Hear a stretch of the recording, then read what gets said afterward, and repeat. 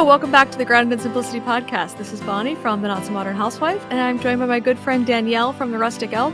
And we are here to help moms live simply and find joy in being less busy. With the current state of the world that we are in, we decided that we are going to talk about how to start a homestead because it is a hot topic right now because everyone is worried about the food supply and the economy and basically just how they can be more self-reliant. And this is one topic that people tend to, A, they either get overwhelmed just at the thought of it, or B, they try to go in swinging and do all the things, and then they end up overwhelmed because they took on too much. So since our goal here is to help you feel less overwhelmed, we're going to tell you how to take it step by step. We'll try to. Try to. Learn from our mistakes. Oh, I'm still learning from mine. So yeah, I'm getting there. One load of laundry at a time. Oh, it just comes back. For kids who don't wear clothes, my kids make a lot of laundry. That's surprising. It's usually because they will wear an outfit long enough to go to town and then take off the outfit as soon as we get back home. And then decide that it has to be dirty. It has to be dirty. Yeah. So therefore, yeah. If it even makes it into the house. I also have an entire wardrobe worth of clothes riding around in my car. So anyway, that is not the topic of discussion today. We will talk about parenting failures another time. Today, first, let's talk about how to get started, where to get started. I am living in an apartment in town, and I can't possibly be self-reliant unless I am living on 20 acres in the middle of nowhere, right? Okay.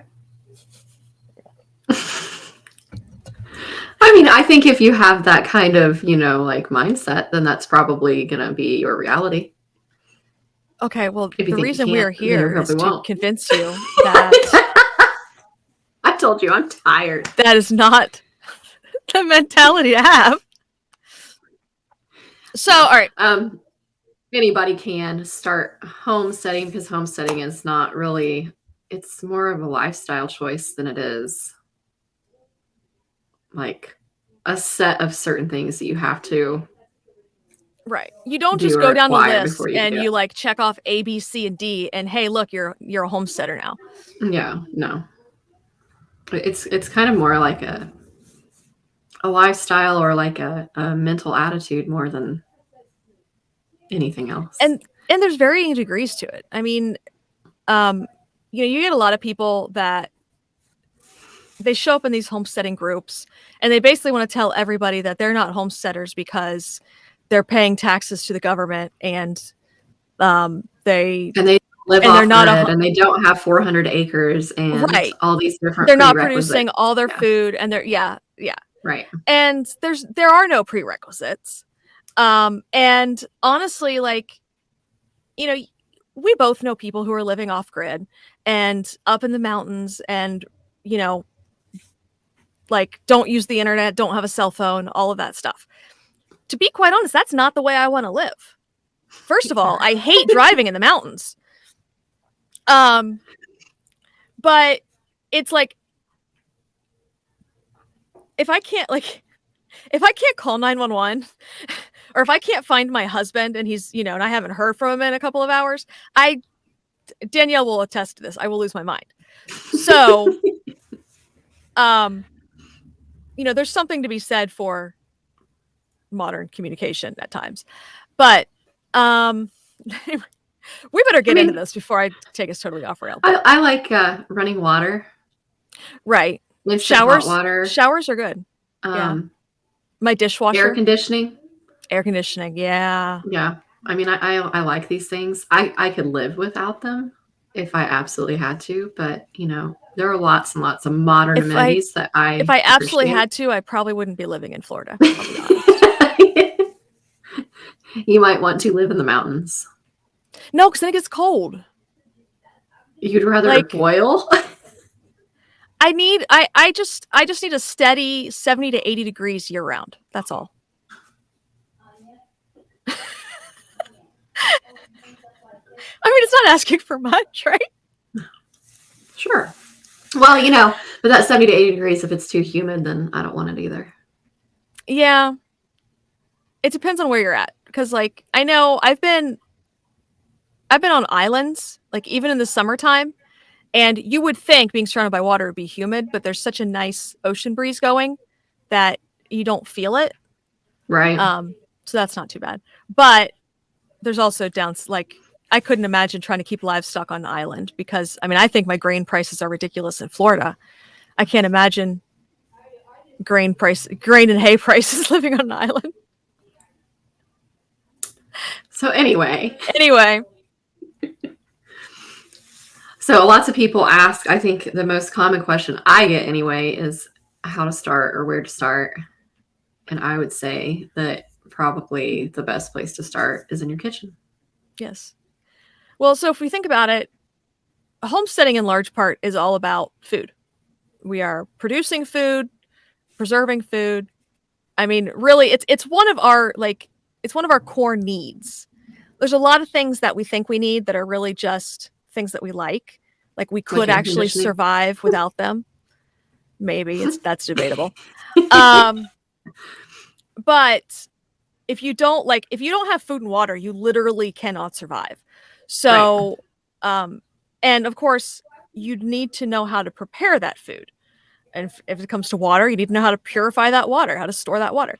But right. We won't get into that today. So, if you are someone who struggles with boiling water, then that's a great place to start.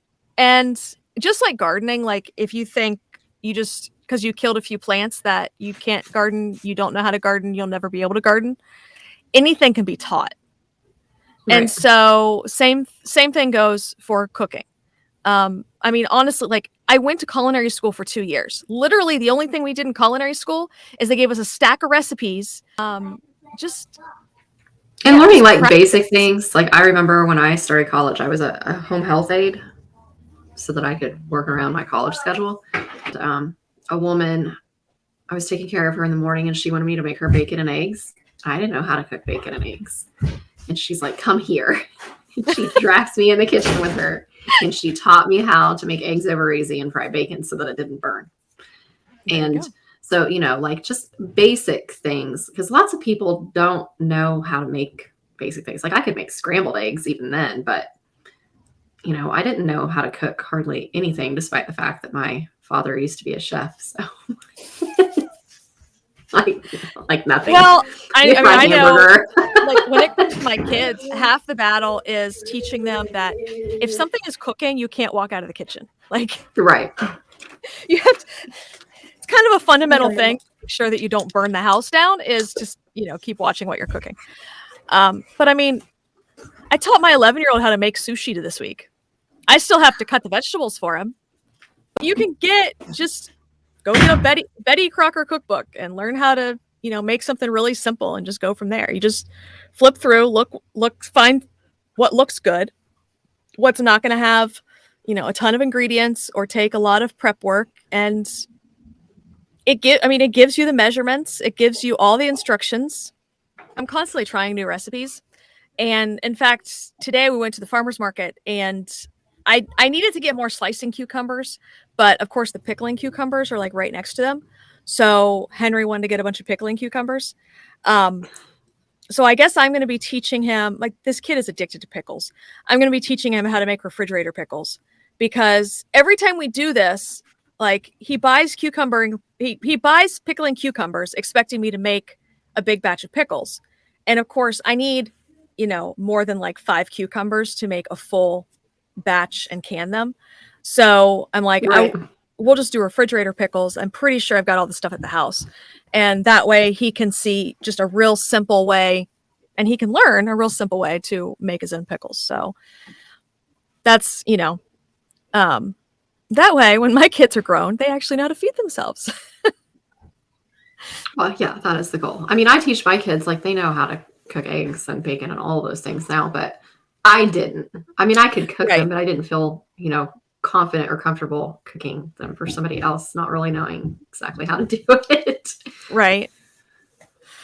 Yeah. And I mean, I guess, it is something that I grew up doing and I was always around. So it wasn't that big of a deal for me. Like, it was just something I did. But it's been interesting getting out on my own and becoming an adult and meeting and like realizing just how many people really have no idea how to cook. And I mean, they're just used to eating every meal out or heating something up in the microwave. Right. Or using a box. Moving on from that. All right. So this is one thing that I've noticed a lot of people who get into homesteading, especially if they've just bought land, they think they have to fill the entire property with like every kind of animal. This is not Noah's Ark. Mm-hmm. Like, the rabbit population will survive if you wait a few years before you buy all of them. Like, and I mean, the goats and the chickens and the turkeys and the ducks and all of the different things. Yeah. Well, and then the other thing too is people are like, the thing I see the most is people going into groups on Facebook and looking for free animals. And their thought process is, they're going to save so much money if they can just get it free. But free animals cost just as much to feed as expensive animals. And sometimes if they're poor bloodlines or they've been neglected before you got them, they're actually more expensive to feed than the ones you pay for.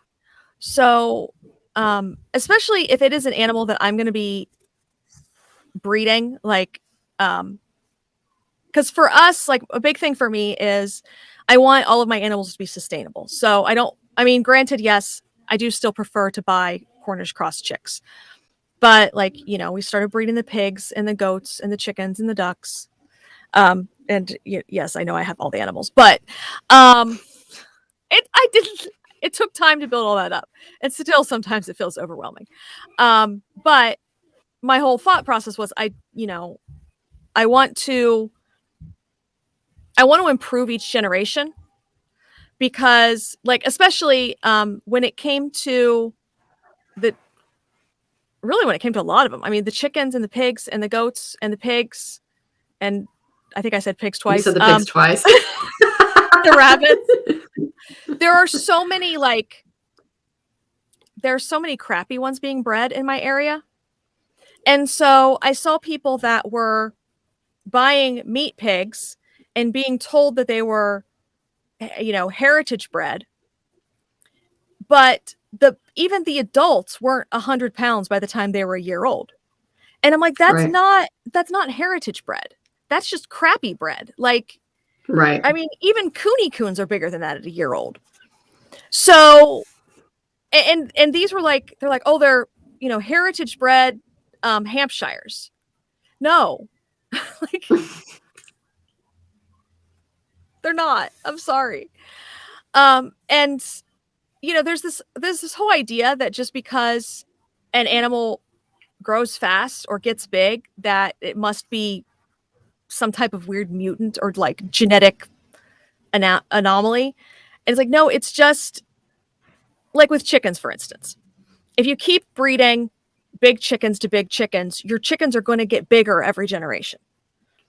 And we see this a lot, like with the show chickens and stuff like that, because, there's some breeds that the judges just like the bigger birds for whatever reason. And these birds now are being bred above standard. Like the standard may be, 10 pounds at maturity. And yet these chickens are showing up at shows that are 11, 12 pounds. But it's like, I'm not saying it's good or bad. It's just the judges aren't docking them for being overweight. They're actually some of those they're placing better. As long as it's a well-bred, like if it's conformationally correct and it's just bigger, then that's fine. But if it's like hatchery quality and you keep breeding the same narrow structure and pinched tail and all these other issues, and you just keep making it bigger, it's just going to make those issues look bigger. Right.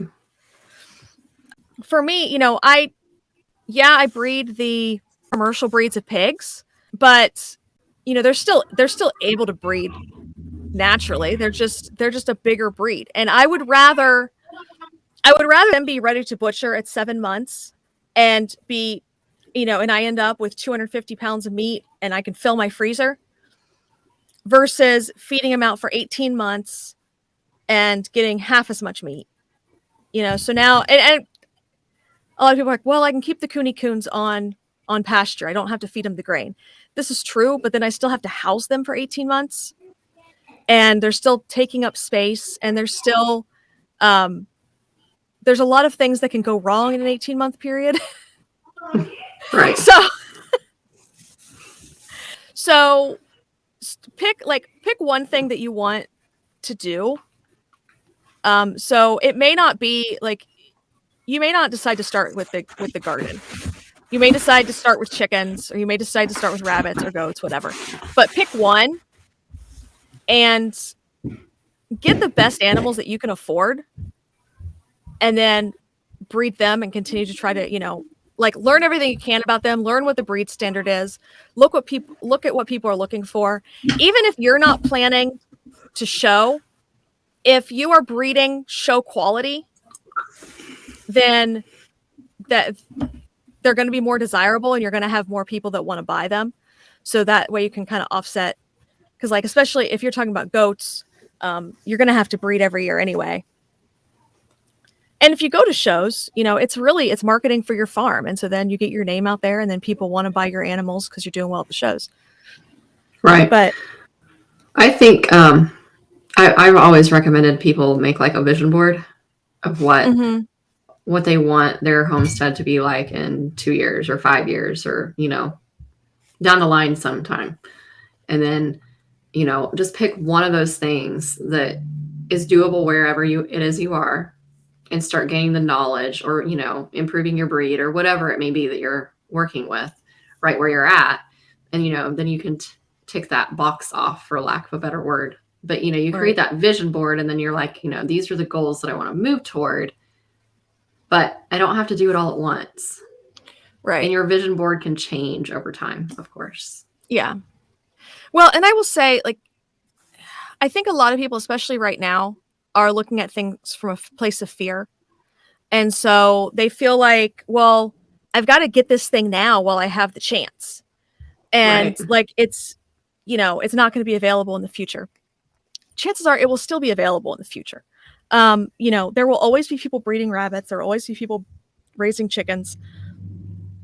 And so if the opportunity is not right for you right now, don't push yourself to try to make it work. You just pass on it. And if it's meant to be, it's going to come back around again. But having a scarcity mindset and thinking that, this is your only opportunity to ever do this, that's never the case.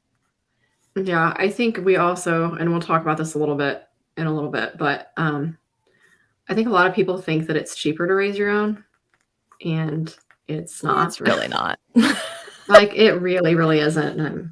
I had somebody that said that they were going to get 2 bottle calves, have no structure, no fencing, no knowledge on how to raise calves, and thought that it was going to be cheaper and easier to raise. Yeah. And I'm like, no. Are the calves still alive? Has he gotten the calves yet? No. I think he passed on it. Oh, well, that's probably best for the calves and for him. Yeah. Trevor went and talked to him. He's like, it's not real easy, and it's kind of expensive, and they eat a lot. And, you're talking 18 months before that calf is going to be, a butcherable steer. So, don't think it's cheaper, and don't get in that whole fear, scarcity mindset and think that you have to have all of the things right now, because you really don't. And, heaven forbid, the beef shortage that Bonnie wasn't aware of. But, you can always, we haven't eaten a lot of beef because of the beef prices. And 2, this is what happens when I do grocery delivery and I don't go to the store. But when you start small, that doesn't mean that you can't acquire, like, we'll talk about beef, like you could buy a quarter of a cow and you could just, figure out how to budget for that quarter or that half or a whole. We bought a whole cow, and, you just figure out how to budget for it, and you can let somebody else do all the hard work. And then, you pay them with, your hard work that was used in other ways. Right. And it's, you focus on what your zone of genius, Yes. If you're really good at chickens or rabbits, then just do that. Right. And then you can until you sell get those really, extra really comfortable. And, then if you have the means and the desire to, expand on that and do something else, that's great. Mhm. And if you don't, you can continue to defer those things to your local farmer. Yeah. There's actually a living historical farm by my parents, and I was one of the docents that like volunteers there. They were saying that the original family that started the farm, part of like how they got the farm started and actually like made the money to expand and build everything on the farm was just selling the firewood off the farm. And then they would just, they would haul the firewood into town, sell it, and then turn around and use that money to build something else on the farm. And they just built it all up over time. Right. So it doesn't have to be any like grand scheme or big elaborate thing. You focus on what you can do, which I guess is going into our next point. This episode was brought to you by Kitchen Botanicals, your sustainable gardening headquarters. Stop by kitchenbotanicals.com and get a look at our 2022 seed varieties, as well as supplies and pest control products to help you with your organic garden. 2022 is a great time to take care of yourself with our Pampered Gardener subscription box. Every month, you'll receive all natural self-care products, untreated heirloom seeds, high-quality garden tools, organic garden amendments, cute and practical supplies, and fun products that we know you'll love. This is your opportunity to take care of yourself in the garden. I started the Pampered Gardener subscription box because I had gone through a time of not taking care of myself and dealing with the stress that it put onto my body. I was ill, I was tapped out, and I felt like I couldn't possibly pour any more out of my empty cup. So I created the Pampered Gardener subscription box for women like me who wanted to get back to what they enjoy, but also wanted to love themselves. So we've put together this collection of gardening and self-care products that are geared towards women who love to garden. You'll get things such as gloves, lotion, bags, hats, sunscreen, mosquito repellent, things that you can actually use, but also things that you'll enjoy. And don't worry, there will still be plenty of gardening tools, seeds. We've created a subscription box like no other by gardeners for gardeners. Order your own box today. Do what you can with what you have. One thing I get stuck in this trap a lot where I'll look around all the things I want to do. And then of course, all of those things are going to cost money. And so I'm like, I feel like I'm stuck because, well, I don't have the money to do that right now. So I can't do anything. But really, what you have to do is take a step back and go, hold on, what can I do right now that's not going to cost me anything or anything extra? You know? I mean, I don't need to worry about how I'm going to build more trellises when I haven't even weeded out my garden beds yet. I need to go weed my garden beds, but yours aren't nearly as bad as mine. Well, they're growing grass. So are mine. I have to take a lawnmower in there. Mine are raised beds. I can't put the lawnmower on top of the raised bed. But I'm like, I'm trying to figure out.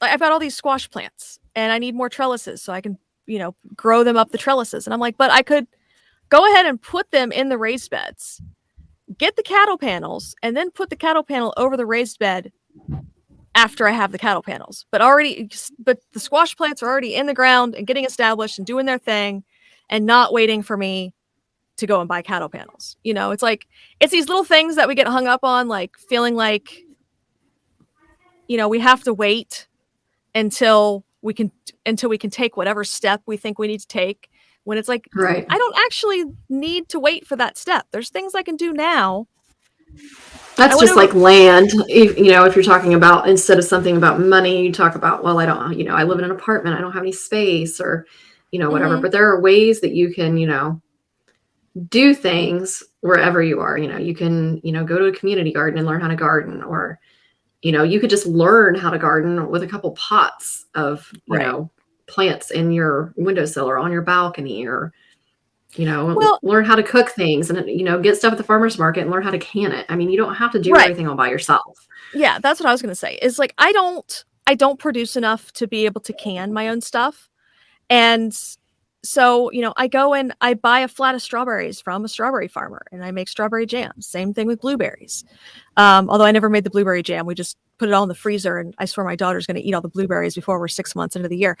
But like, tomatoes, I'll wait until tomatoes are real cheap, and then I'll go and buy like a case of tomatoes and make salsa. Just, stuff like that. So, and I don't have to have the garden space to grow all of that myself. I don't have to have, the time or the resources or whatever. I can just, okay, yeah, maybe if I was growing it myself, maybe it would be cheaper. But honestly, for the amount of space I would need to grow that many strawberries and that many blueberries and, whatever else, it's better for me to focus on what I can focus on with what I have, and then go and buy it when it's in season and at the best price. Right. And next is set goals. And this kind of goes along with your vision board. But I think, what I've seen a lot of people do is write out a list of like all of the projects they want to do or all the things they want to do. And it does help if you if like you have a vision of what you want your life to look like, say 10 years down the road, because then you can prioritize, like you have all these ideas of all the things you want to do. And then you can prioritize, okay, well, which ones are going to actually get me to that vision that I have? And, which ones can I work on now? Which ones can I build towards? But yeah, I think the biggest thing with the goals is set priorities. But also I find, if I can break a goal down into steps or milestones, then it's a lot more achievable for me. It doesn't feel quite so big. Right. Well, and your goals don't have to be like based off of where you currently are. Like one of your goals can be to, get more property or a bigger house or, whatever it is. So you don't have to normally, you don't have to feel like you're stuck in wherever it is you are necessarily. Although probably a lot of people probably do right now. But you can set those goals, just try to make them achievable. Like obviously you're probably not going to turn around and buy, unless this is something that's already been on the books, a new piece of property next month. But that doesn't mean you can't in another year or 5 years or, whatever might seem achievable to you. And I think this is kind of going back to this, starting with what you have and things like that. I know for us, a lot of times, like we plan on staying on the same property, but we really want a bigger house, and we have a tendency to feel stuck because everything becomes about, well, when we have a bigger house, we'll do this. And when we have a bigger house, we'll do that. And it's like, okay, but like we need to stop hanging on to stuff or not doing things or whatever, just because we're like holding out for a bigger house. It's like, okay, but this is where we are now. Right. So it's like, okay, we can, for us, a lot of it's about like, we need to minimize and declutter a little bit. And so like, there's a lot of stuff that we just need to let go of. And then like, okay, when we have a bigger house, then we can repurchase all that stuff or, whatever. If it comes back to, if it's meant to be, it'll come back around. So right. Anyway, so living within your means. So we were kind of talking about this offline, like before we started recording. When it comes to homesteading, and in most cases, if you're truly trying to become self-reliant, like, you own your own property, a lot of people are going to have some kind of livestock.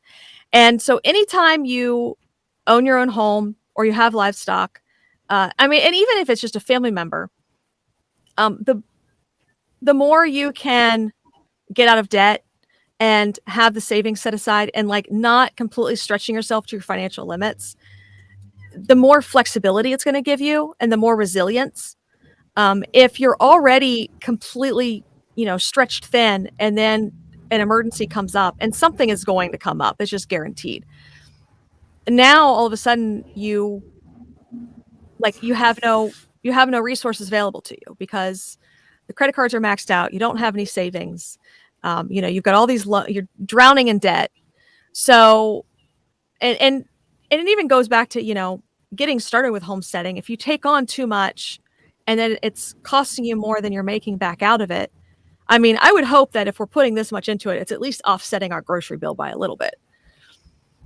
If all it's doing is eating away at your money and not showing you any benefit, then you really should reevaluate, how you're doing things, and maybe you need to step back and figure out how you can do things more efficiently. Well, but with the rising cost of feed and fuel and all these different things, definitely. It makes it like a lot less profitable. I don't want to say profitable, but right, yeah. I mean, it's like I said, most of the time we're just hoping to break even. But I mean, you've seen it. You get a lot of people that just go way overboard, and they're either overfeeding or they're buying, super expensive stuff for their animals because they think they have to, or they don't know how to keep their animals alive, so they have to keep replacing them. So, there ends up being a lot of different pieces. So there's definitely ways. I'm not saying that there's ways to do this cheap. I know a lot of people glamorize that there's ways to do this cheap, but I mean, really, not really. I mean, there are ways that you can save money. Just like we built an entire goat shed and spent no money out of pocket except right. I mean, you did get the cops called on you, but well, yeah, that was fun. And we already had fencing, and my husband grabbed downed trees out of the woods, and we used those as our corner posts for our fencing. And so, we spent absolutely no money on it other than the drive to go get the pallets and have the cops call on us. But, other than that, so, I mean, there are ways that you can, like build your infrastructure and make things, like Facebook Marketplace is a good place. I hate Facebook, but to find, like we found T-posts on there for dirt cheap before. Somebody had taken the fence down. They didn't want the T-posts anymore. And so we went and bought a ton of T-posts for like the cost of like 3, because they're like $15 or $20 a piece now. They're ridiculous. So I know. Yeah. Well, and I was just looking at T-posts this week, and they were still wanting $7, $8 a piece on Facebook Marketplace. I'm like, what happened to the days of getting a T-post for like $2 or $3? Can we go back to that? We pay the equivalent of getting them for about I think they ended up a little over $1 a piece is all. So nice. Yeah. So, I mean, there are deals to be had, but, of course you also have to jump on those deals. And fencing, we found lots of fencing, like people have used rolls of fence, unused rolls of fence that they didn't use, and all types of things, so that you're not spending as much money to buy new. So there are ways, and living within your means also includes, like your housing and your vehicle purchases, and, like you don't have to have a tractor and all these different things. That's all, included. It's not just, like buying expensive stuff for your animals or whatever. Right. It's the whole picture. And honestly, like most of the stuff, if you're just talking about, equipment that you need for one project, you can rent the equipment. And if you're only going to, if you're only able to work on it on the weekends, then you just rent the equipment for the weekend and then you return it during the week, and then you get it and I know people are like, but it's, it costs so much to rent it for the weekend and I could just make a monthly payment. Okay, but guess what? If you're only renting it 2 or 3 times and then you're done, that's, a few $100s versus a monthly payment. 2,000 or 3,000 to buy it. So if you're lucky. Right. I mean, it depends on what it is too. Like if you're talking about like even like a little subcompact tractor, you're talking almost $20,000. Well, with, yeah, nothing and on I mean, we did. So. When we first got our place, we were renting a tractor, and then after about a month, we just decided to go buy a tractor. But that was because we knew we were going to be feeding round rolls to the animals, and and it, in our properties on a slope, we almost always have to regrade the driveway. There's a lot of, like, we knew we were going to be continuously using a tractor. Right. But like, if I need a tiller or I don't know, something to seed the pasture, or I don't know, so whatever, like if there's just a single time project I'm working on, I will go and get that, rent it for like half a day, do the project, and then turn around and take it right back. Right. So, and plus then I'm not having to store a bunch of equipment either. There's that. We have yeah. We have zero storage space. So the less I have to actually own, the better. All right. Educate. Okay. So this means more like you need to acquire a love for lifetime learning. Yes. Not meaning you have to educate the world. Yes. I didn't know how to word it. And so, we could have changed it. But anyway, yeah. Like, it's okay. You need to become like a perpetual learner. Like there's always something to learn. I think you need to, be comfortable with gaining knowledge on a daily basis. Just like my goat spraining his ankle and me having to figure out like, okay, like, is it broken? Do I need to call the vet? All those different things. And so I think, gaining that love of learning, I guess, and being comfortable with not knowing everything, but knowing that you can probably find a resource, especially in today's world, to, at least marginally learn it and be at least halfway comfortable and confident with it. Because I think some people will automatically defer to, I don't know how to do this, and not be comfortable with, trying to figure out how to do this. You know what I mean? And I think you need to get, comfortable being uncomfortable once again, so that you can, learn and educate yourself so that you can do some of these things on your own, because it's important. Yeah. And that's what this whole lifestyle is about. It's about, learning, because while a lot of these things used to be common knowledge, they just aren't anymore. Right. Well, and when they were common knowledge, it was a lot easier to have a community around you and to have like a bunch of ladies get together and can, the year's harvest all at the same time and help each other out. But now when when you're the only person in your circle of friends that even knows how to use a pressure canner, it's kind of so, and it can also feel really hard to find the resources to learn those things when you don't know anyone in your community that knows how to do it. So, I mean, there are resources out there. I mean, the beauty of YouTube is you can find a YouTube video on how to do just about anything. And a lot of times it's just going to be, practice. I mean, we will usually watch several videos and also check a couple of additional resources just to cross-reference things to make sure that the information is accurate, before we'll even attempt something. But I'm, one of those weird people that also really likes research. But the other side of that is, even if you know something and you're really comfortable with the way you do it and how, and all of that, I still love to learn how other people do things, because I really find other people's approaches fascinating. Now, I may still hear their approach and still decide that I prefer my way, but there's always that chance that also I could take something from it. So I would say don't get so stuck in your ways that you're never open to other opinions or other methods. Right. Because I think there's always something to learn from other people. I don't know. Yeah. So start your homestead, start small, start where you're at, learn how to cook some food. And also just, keep in mind that there is no qualification criteria for being a homesteader. Mm-mm.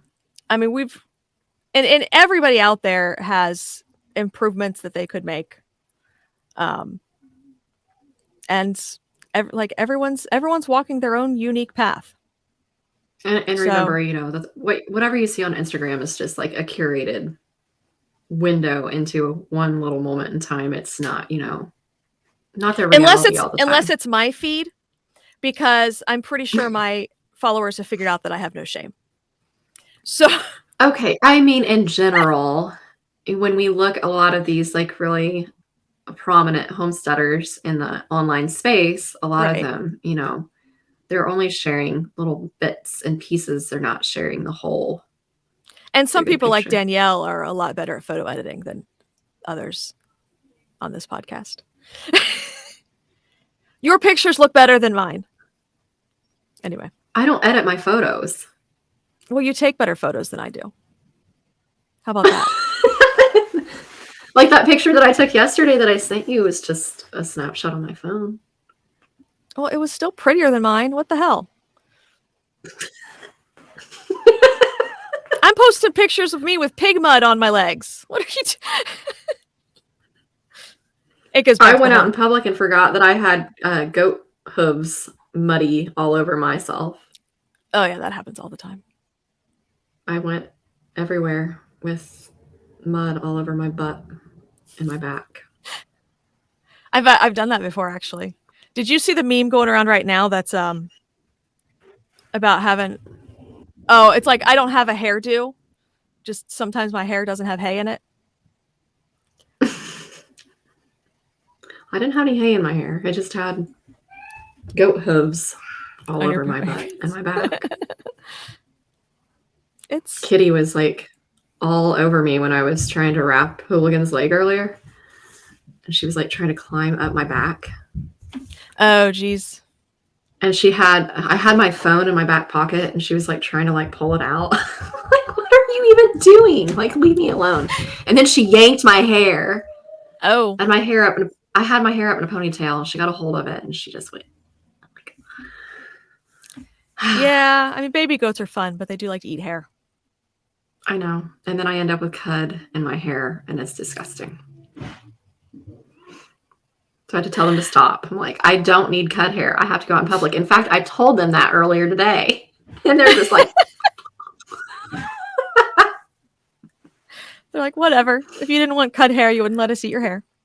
I wasn't trying to let him eat my hair. I was trying to wrap Hooligan's leg with rainbow.